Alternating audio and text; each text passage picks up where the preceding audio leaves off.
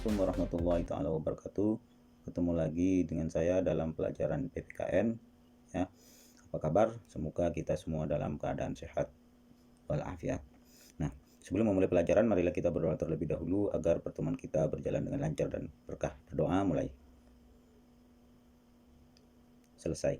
Oke, anak-anak sekalian, kita masih dalam bab yang sama terkait dengan fungsi dan kewenangan lembaga-lembaga negara menurut Undang-Undang Dasar NRI tahun 1945. Pertemuan sebelumnya kita sudah membahas tentang supra dan infrastruktur politik, ya, sistem politik. Maka pada pertemuan kali ini kita sudah masuk dalam pembahasan terkait lembaga-lembaga negara, ya. Lembaga-lembaga negara di sini, ya, kalau bahasan kemarin termasuk di dalam suprastruktur politik. Oke, lembaga-lembaga apa saja yang terdapat di negara kita menurut Undang-Undang Dasar Negara Republik Indonesia? Nah, ini kita pernah mempelajarinya di bab pertama. Nah, Undang-Undang Dasar Negara Republik Indonesia tahun 1945 sebagai konstitusi Indonesia mengatur keberadaan lembaga-lembaga negara mulai tugas, fungsi, kewenangan sampai pada susunan dan kedudukannya. Nah, ini harus, ya, konstitusi sebagai hukum dasar harus memuat lembaga-lembaga negara yang nantinya akan menjalankan negara ini menjalankan pemerintahan. Ya, diatur apa yang diatur, ya, kelembagaannya terkait dengan tugas, fungsi, kewenangan, ya, dan juga susunan dan kedudukannya di negara kita.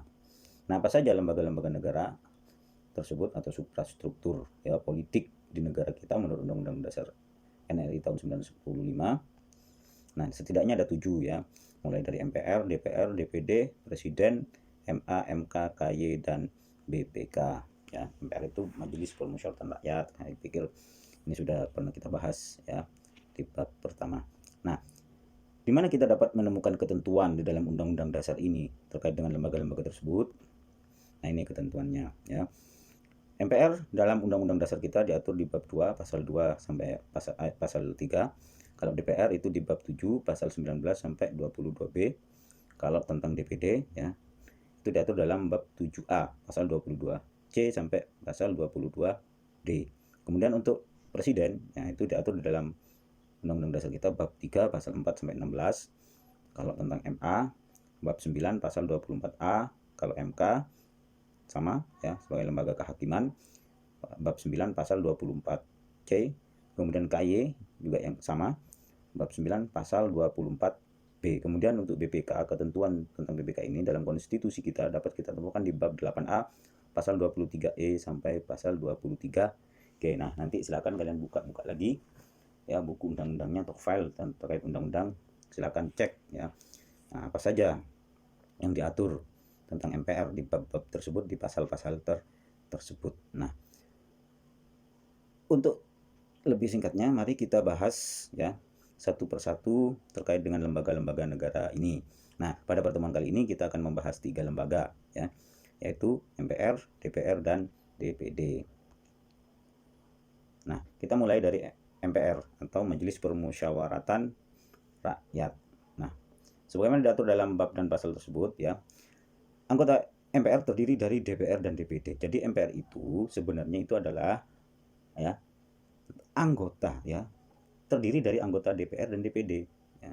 Orangnya sama, ya. MPR itu isinya orangnya itu sama, ya. Samanya apa? Sama dari anggota DPR dan anggota DPD berkumpul dalam satu lembaga. Nah, maka forum itu disebut atau lembaga tersebut disebut MPR. Nah, ini sesuai dengan pasal 2 ayat 1 dalam Undang-Undang Dasar kita. Nah, anggota MPR berjumlah sebanyak 550 ini yang dulu, ya. Kalau yang terbaru pemilu kemarin, tahun kemarin, itu sudah berjumlah 711 anggota, ya.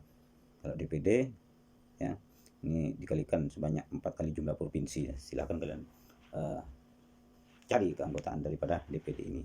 Mungkin ada nanti yang berubah sesuai dengan ketentuan peraturan perundang-undangan yang baru, karena ini rujukannya masih yang lama, karena setiap kali mau pemilu itu pasti akan berubah-ubah.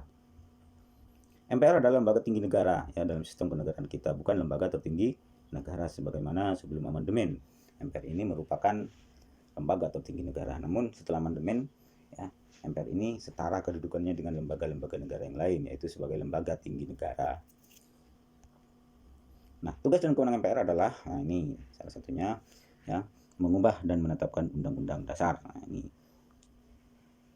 melantik presiden. Kalau dulu sebelum pemilihan langsung diberlakukan di Indonesia, maka yang memilih adalah MPR. Namun sekarang setelah amandemen, MPR hanya bisa melantik ya presiden dan atau wakil presiden. Juga dapat memberhentikannya. Nah, namun itu harus sesuai dengan Undang-Undang Dasar kita ya, pasal 3 ayat 1, 2 dan 3. Nah, nanti kalian cek apa ketentuan-ketentuan sehingga MPR itu dapat memberhentikan presiden dalam masa jabatannya. Kemudian MPR juga memiliki hak dan kewajiban sebagaimana diatur ya. Ini punya hak ya, imun dan sebagainya. Ini semuanya diatur dalam undang-undang ya terkait dengan kedudukan, susunan dan kedudukan MPR DPR, kalau yang sekarang dikenal dengan MD 3 ya. Kalau nggak salah sekarang pasalnya undang-undangnya nomor 13 tahun 2019, karena tiap mau pemilu ini selalu berubah-ubah ya peraturan ini. Nah, itu terkait dengan MPR. Nah, sekarang kita ke DPR atau Dewan Perwakilan Rakyat. Mari kita ketahui apa itu DPR-nya. DPR itu Dewan Perwakilan Rakyat yang dipilih melalui pemilu. Nah, ini sesuai dengan ketentuan Perundang-Undang pasal 19 ayat 1 dalam Undang-Undang Dasar kita. Makanya kalau pemilu ya biasanya pileg, nah, pemilihan legislatif. Nah, siapa yang kita pilih ya ini Dewan Perwakilan Rakyat. Makanya disebut dengan wakil rakyat. Nah, fungsi DPR, nah ini ada fungsi legislasi. Legislasi ini membuat aturan perundang-undangan ya. Makanya DPR ini kemarin ramai di demo karena mengesahkan undang-undang ya, Omnibus Law. Nah, ini kenapa di DPR? Kan ini merupakan fungsi DPR ya, membuat legislasi, membuat aturan perundang-undangan. Kemudian ada fungsi anggaran ya.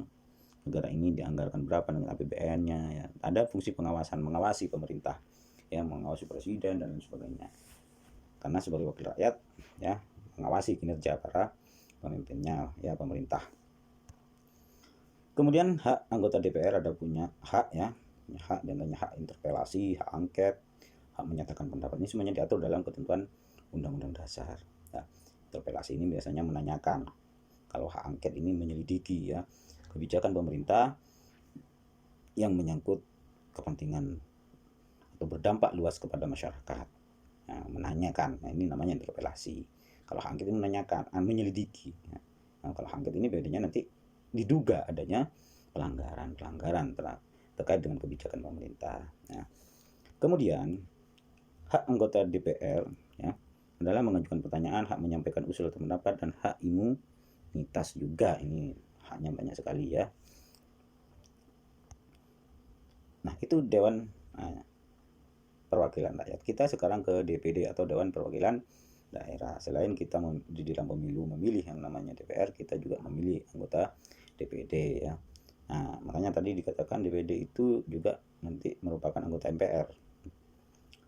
Cuma bedanya kalau DPD ini ya tidak per dapil atau daerah pemilihan yang kita kenal, tapi merupakan perwakilan dari setiap provinsi yang ada di Indonesia. Jadi wilayah pemilihannya itu lebih luas. DPD merupakan wakil-wakil provinsi. Nah, anggota DPD berdomisili di daerah pemilihannya selama bersidang bertempat tinggal di ibu kota. Ya, DPD ini ada di daerah pemilihan, yang bersidang ya, ketika di Jakarta ya, maka harus tinggal di Jakarta. DPD berhak mengajukan rancangan undang-undang yang berkaitan dengan otonomi daerah, yang berkaitan dengan daerah.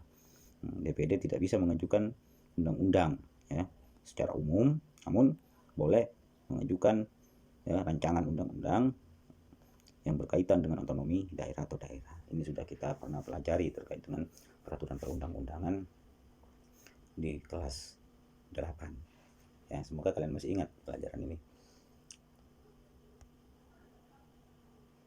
Nah, mungkin cukup 3 dulu pertemuan kita kali ini ya, 3 lembaga yang kita bahas. Lembaga-lembaga yang lain kita akan bahas pada pertemuan-pertemuan selanjutnya.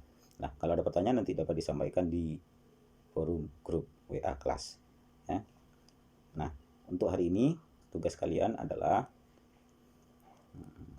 bacalah dari berbagai sumber, baik buku paket atau media atau sumber lain, kemudian jawab pertanyaan di samping. Nah, apa yang harus kalian kerjakan pada pertemuan kali ini? Carilah undang-undang terbaru yang mengatur tentang MPR, DPR, dan DPD ya. Carilah jumlah anggota dari masing-masing lembaga tersebut. Nah, tadi sudah disampaikan beberapa, coba kalian lebih lanjut lagi cari ya tentang anggota MPR, DPR, dan DPD dari ketentuan perundang-undangan yang terbaru. Kemudian dalam hal memberhentikan presiden dalam masa jabatannya, bagaimana proses MPR dapat melakukannya. Tadi dikatakan bahwa MPR itu dapat memberhentikan presiden. Bagaimana proses atau caranya sehingga MPR itu bisa memberhentikan presiden? Tadi ketentuan perundang-undangannya sudah disebutkan di dalam Undang-Undang Dasar. Nah, kalian coba cek bagaimana ya proses sehingga MPR bisa memberhentikan presiden di dalam masa jabatannya. Kemudian yang terakhir, ya, jelaskan perbedaan dari hak angket dan hak interpelasi. Nah, setelah membedakan, coba kalian cari contoh penggunaan hak tersebut yang pernah terjadi. DPR pernah melakukan atau menggunakan hak angket dan pernah menggunakan hak interpelasi. Coba terkait dengan kebijakan apa yang dilakukan oleh pemerintah sehingga DPR menggunakan hak angket dan hak interpelasinya. Nah, cukup 3 saja itu pertanyaan yang harus kalian jawab, ya. Bila ada pertanyaan terkait dengan pertanyaan ini belum dimengerti dapat ditanyakan. Akhirul kalam, assalamualaikum warahmatullahi wabarakatuh.